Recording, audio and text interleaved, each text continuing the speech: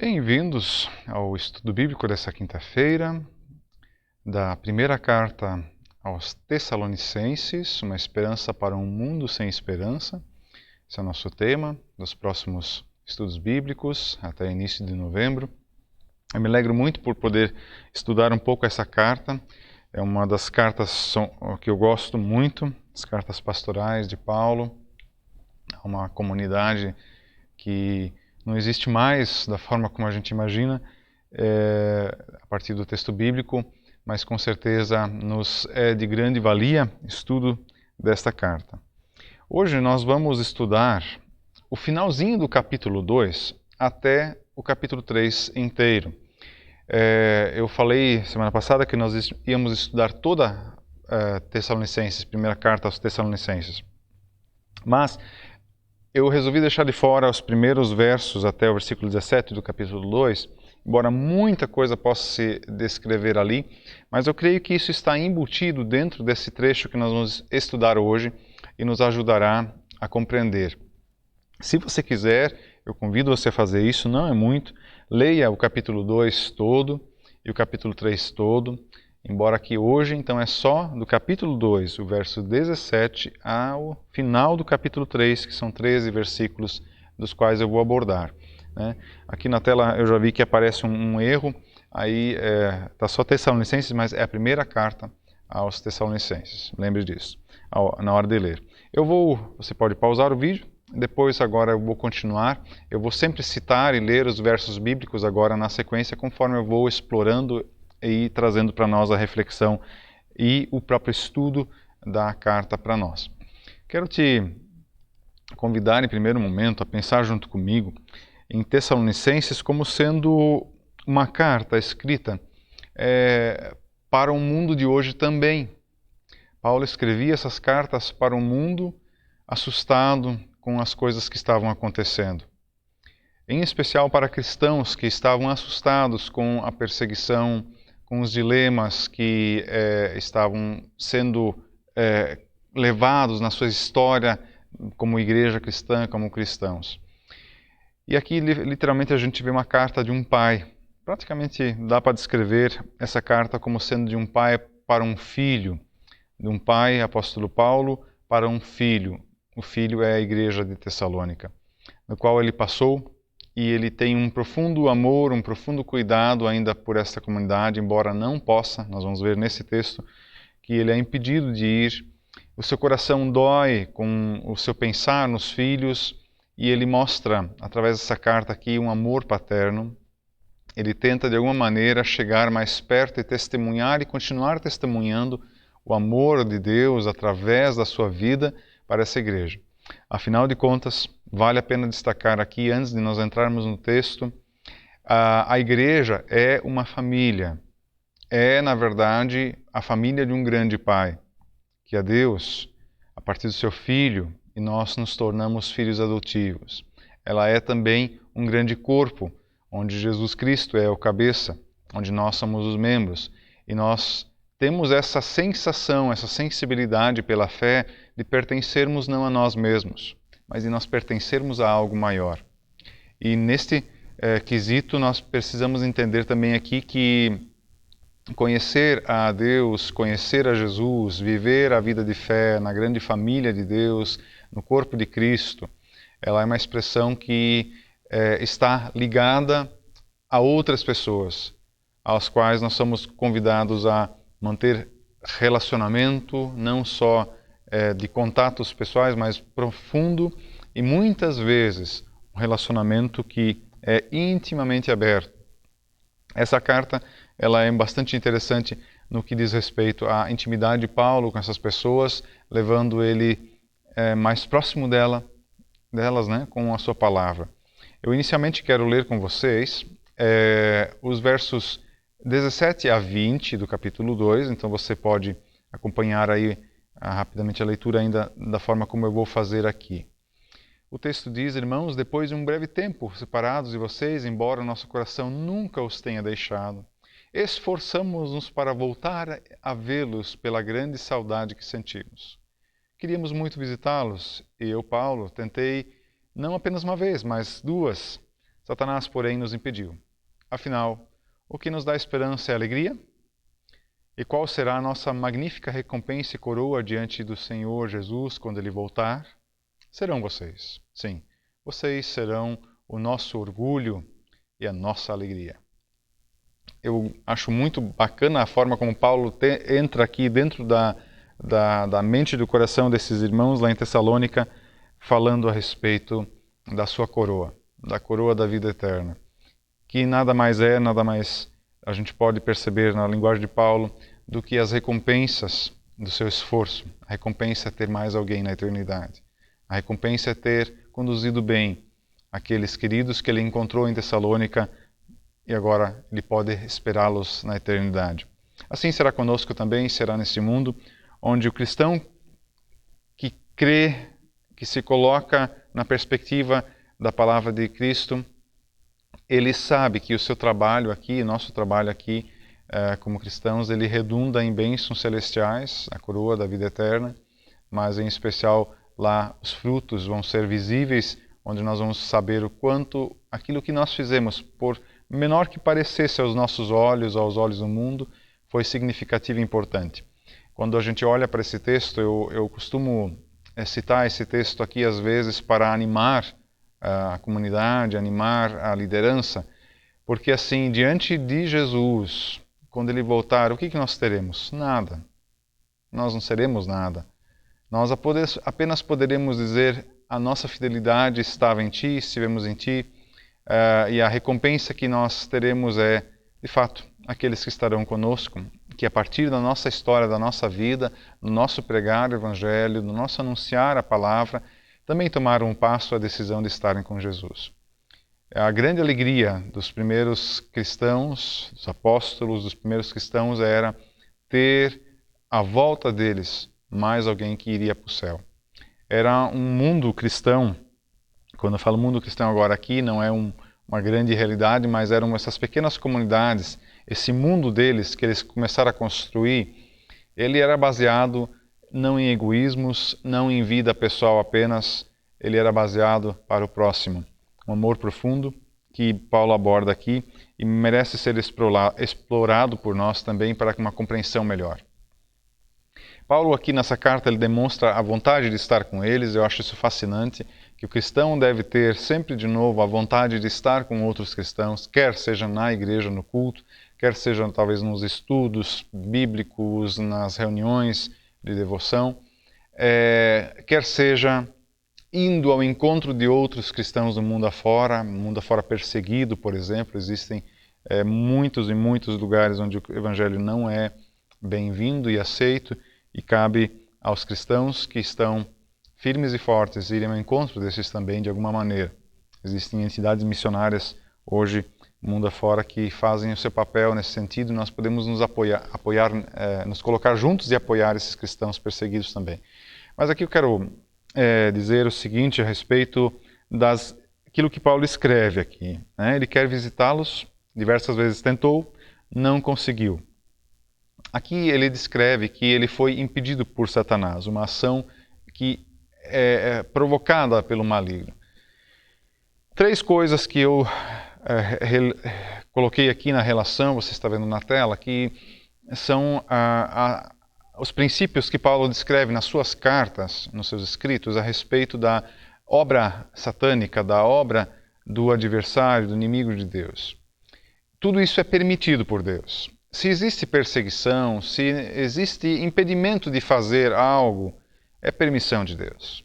Tudo é de Deus, inclusive o maligno está sob o poder de Deus.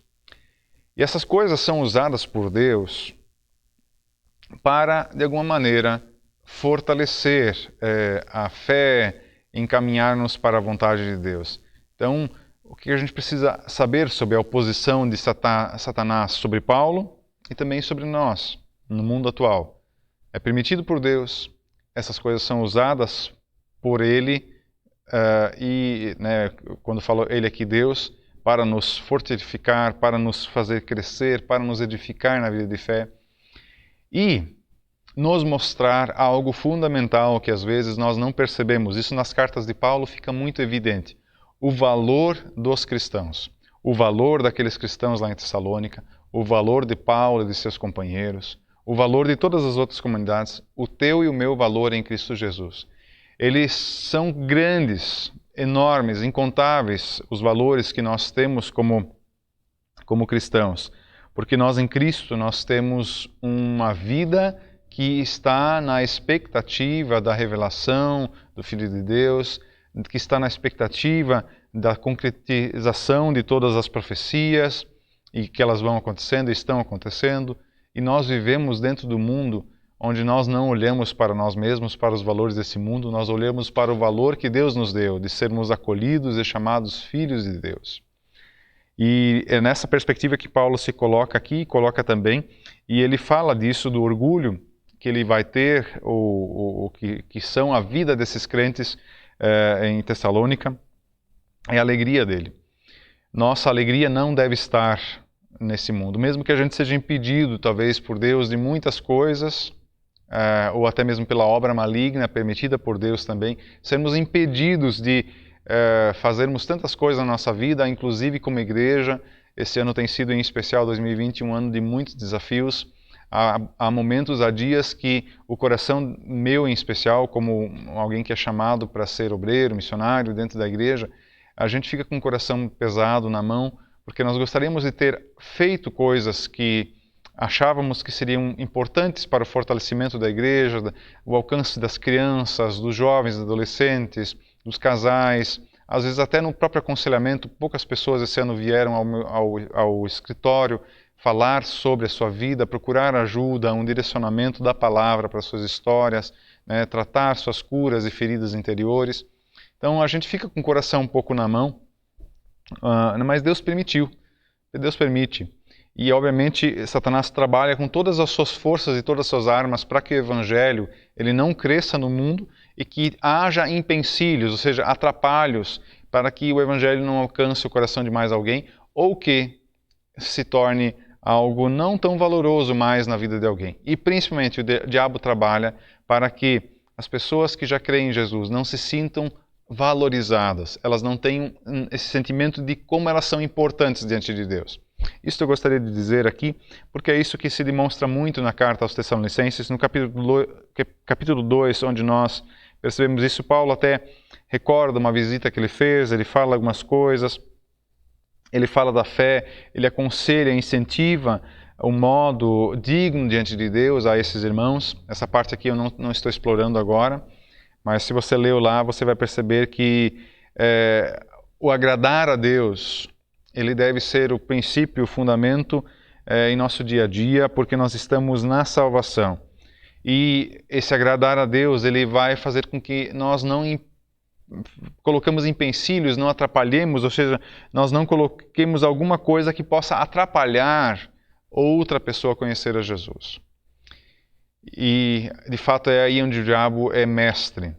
Ele tenta colocar empecilhos para atrapalhar-nos com nossas atitudes, com nossos pensamentos, com nosso jeito de ser, com intempéries à nossa volta, históricos das mais variadas fontes, para que o Evangelho não se torne efetivamente o poder de Deus na vida de alguém.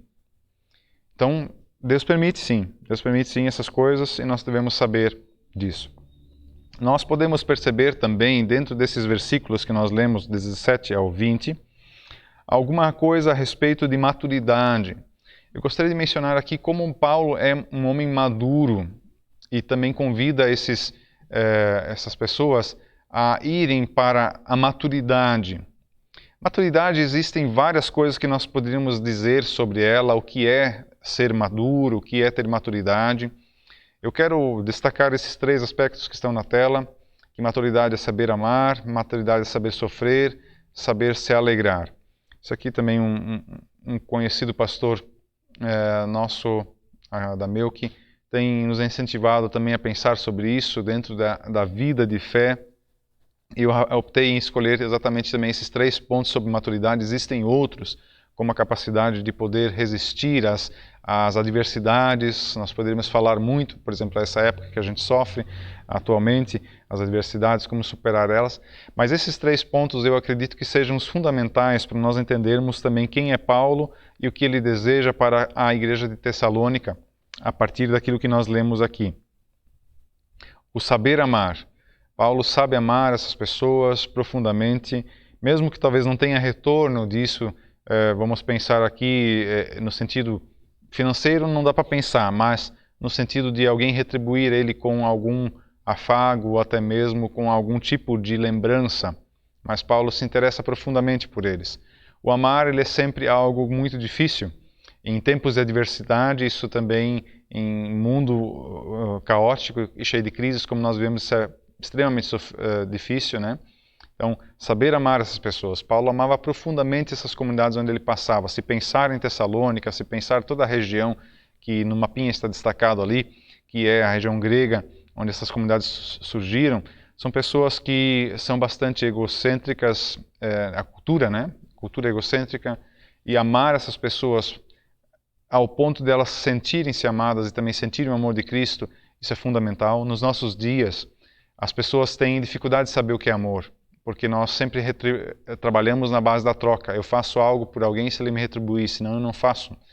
E o cristão não é motivado pela troca, ele é motivado pelo amor de Cristo, pelo ser, pelo fazer por alguém algo.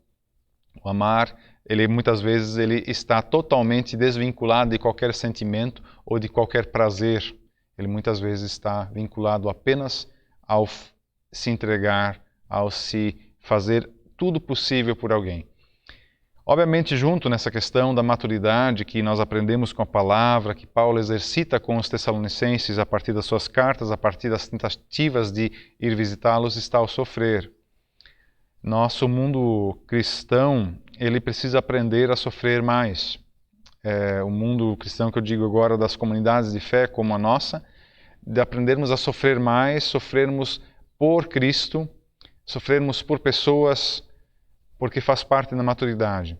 Pessoas imaturas tendem a só amar ou fazer algo no sentido de amor para ter algo em troca, e pessoas imaturas tendem a se esquivar de qualquer tipo de sofrimento, não se envolver, não se colocar à disposição, não se colocam nem muito menos a proclamar o Evangelho. São pessoas imaturas. E um sinal também de maturidade que aparece muito a partir de Paulo, que Jesus inclusive destaca, é o saber se alegrar. Paulo usa essa palavra alegria muitas vezes nas suas cartas, onde a gente percebe que ele sabia se alegrar. Ele sabia descansar, sentar e aproveitar o que ele também tinha feito. Se ele não podia estar presente, ele podia se alegrar. Alegrar no sentido também de poder dizer, fiz o que eu devia ter feito. Paulo, em determinado momento, diz, né, que correu a boa corrida, combateu o bom combate, ele fez o que tinha que fazer. E ele se alegra porque tudo que foi feito para o Senhor dá frutos. E nós, às vezes, não aprendemos a nos alegrar com os pequenos frutos que Deus nos dá na nossa vida, na nossa história, na nossa comunidade. Saber se alegrar. Nós, às vezes, temos que investir muito para um pequeno resultado. E aí, com isso, muitas vezes, nós não nos alegramos. Mas isso deve ser motivo de alegria. Porque mesmo se não houver resultado, mesmo que o plantio da palavra de Deus no mundo afora não mostre, não vingue em nada, alegrar-se. Porque nós não fazemos para nós fazemos para o Senhor, nós vivemos para o Senhor. Essa é a perspectiva que está aqui dentro de Tessalonicenses. Eu quero ir adiante por causa que o tempo vai voando, né? Nós vamos agora pegar os primeiros 5 versículos do capítulo 3, então, para nós termos aí a direção adiante. Por isso, quando nós não podemos mais suportar, resolvemos ficar sozinhos em Atenas, enviamos Timóteo para visitá-los. Ele é nosso irmão e colaborador de Deus para a proclamação das boas novas de Cristo. Nós enviamos para fortalecê-los, animá-los na fé, para que as dificuldades não os abalem. Mas vocês sabem que estamos destinados a passar por elas. Quando ainda estávamos com vocês, nós os advertimos de que as aflições em breve viriam, e foi o que aconteceu, como bem sabem. Assim, quando não pude mais suportar, enviei Timóteo para saber se continuam firmes na fé. tinha receio de que o tentador estivesse vencido e todo o nosso trabalho houvesse sido inútil. Interessante. Paulo se preocupa tanto com essa comunidade, né, ama tanto eles, sofre por eles, se alegra por eles também, que é a ênfase da carta em grande medida, mas ele sabe das tentações, sabe dos conflitos, das dificuldades, então ele envia Timóteo. Por que enviar Timóteo? É importante a gente refletir um pouquinho aqui as coisas que Paulo coloca lá. Basicamente eu selecionei 3 que nós percebemos aqui no texto que são muito importantes para a nossa reflexão atual também. Para estabelecê-los na fé, ou seja, firmá-los, dar a eles uma instrução mais profunda, porque nós temos que lembrar que nesse momento aqui não existem pastores necessariamente ordenados, pastoreando, cuidando, ensinando, fortalecendo eles na fé, enfim. Então nós temos aqui sempre uma distância. Aqui era prática, as pessoas chegam à fé, logo recebem de cara algum tipo de instrução, discipulado, é assim, assim, assim a vida de fé, né? É isso que a palavra de Deus nos diz, é dessa maneira que nós vivemos como cristãos, e eles viviam a partir disso. Só que aí vem, com o passar do tempo, as tentações, os sofrimentos, as angústias, das quais Paulo também tinha falado para eles, e essas levam naturalmente o cristão ao afastamento ou até à dúvida.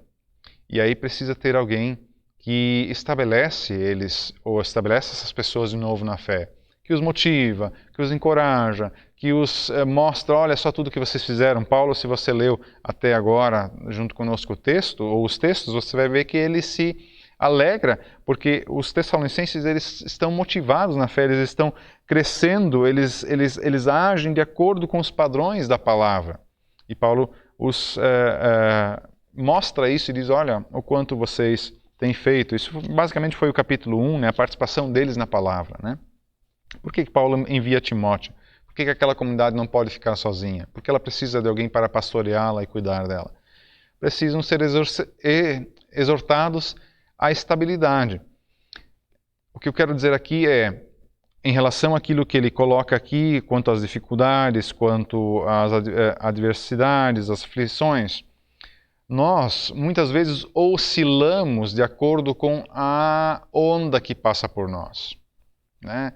As ondas econômicas, as ondas morais, as ondas, enfim, que vêm do mundo, que fazem parte da história do ser humano. E muitas vezes a gente nem percebe que nós acabamos sendo envolvidos dentro do que é normal, do dia a dia desse mundo, mas que não é normal para o Evangelho.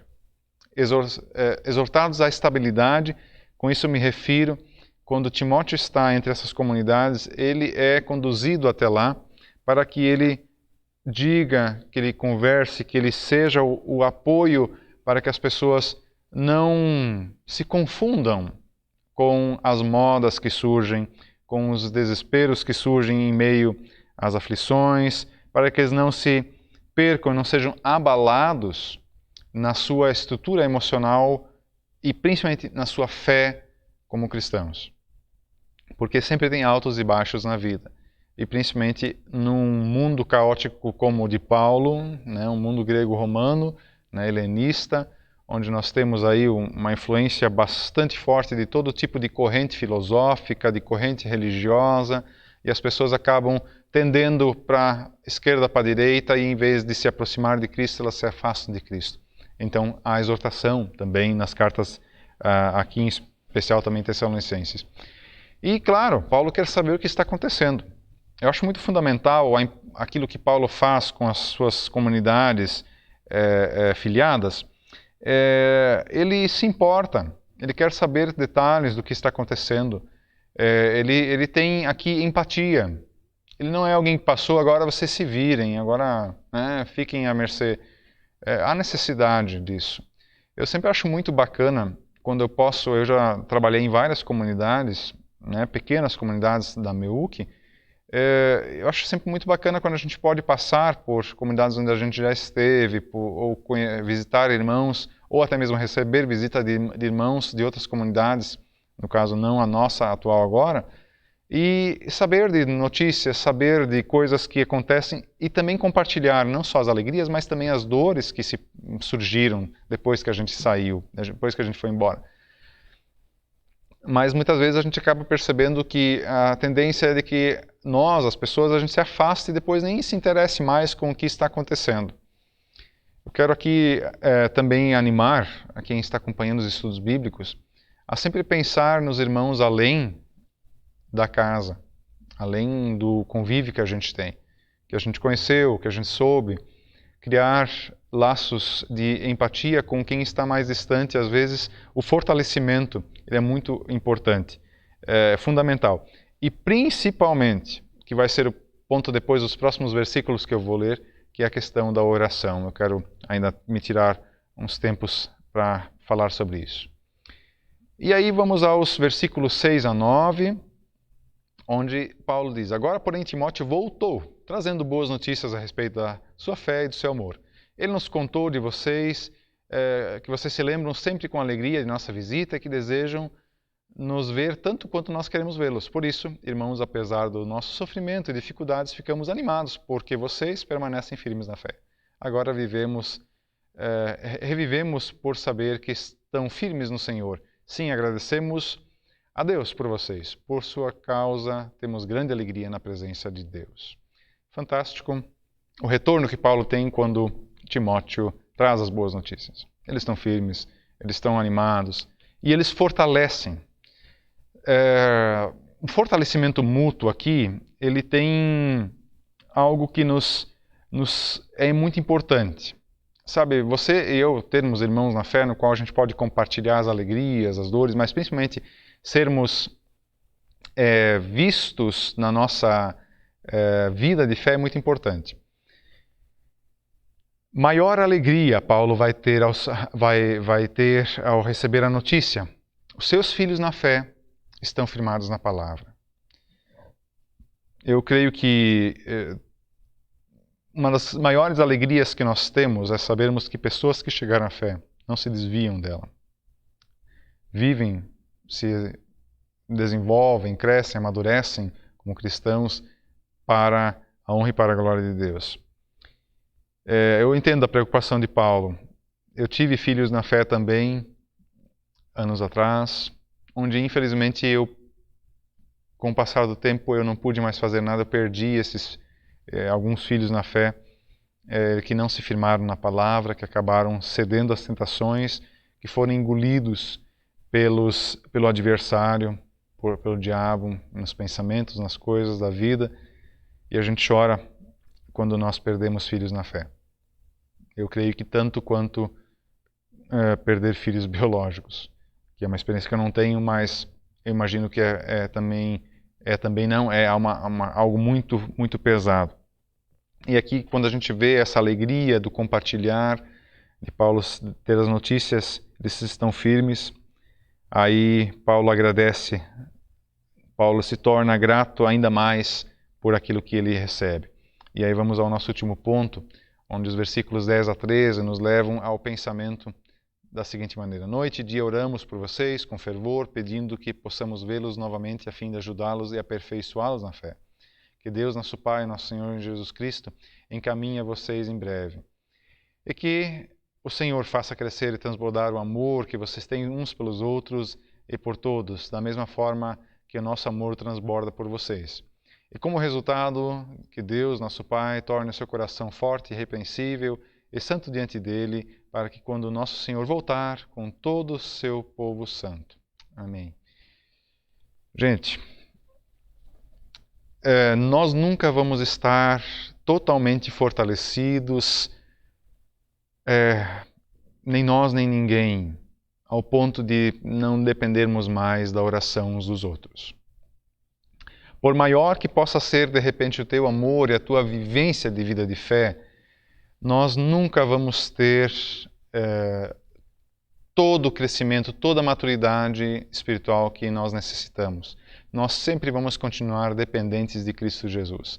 E é nessa dependência onde nós precisamos exercitar nossa vida de fé em oração.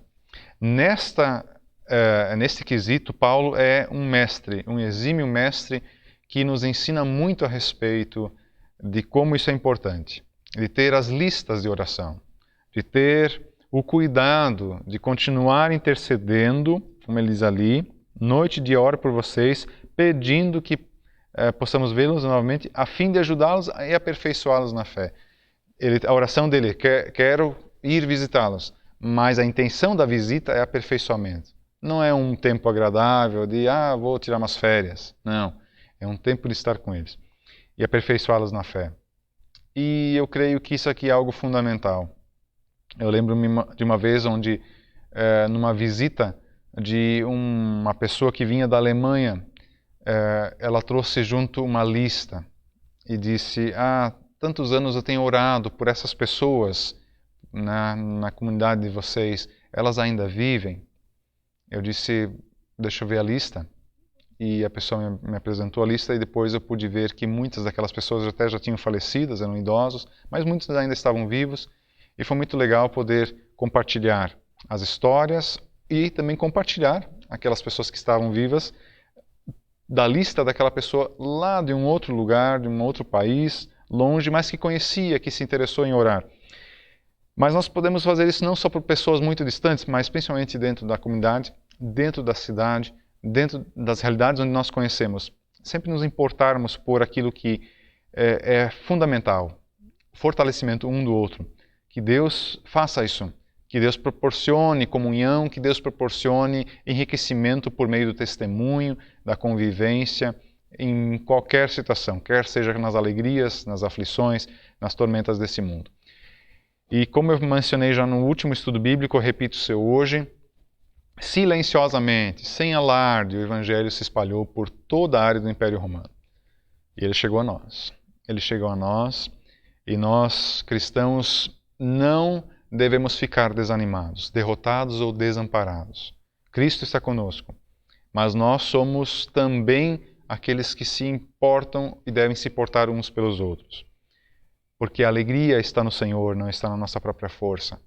A alegria está em Cristo Jesus, a alegria está no Senhor. Este era o nosso estudo hoje, breve, a respeito de 1 Tessalonicenses, capítulo 2 e 3. Se de repente você tem um comentário, uma dúvida, não hesite também em fazer, você pode fazer isso no próprio YouTube, como também pelo WhatsApp no grupo da Melk. Fique bem à vontade. Eu desejo a ti uma abençoada quinta-feira ainda, se você está acompanhando agora, se não em outro momento. Deus te fortaleça também.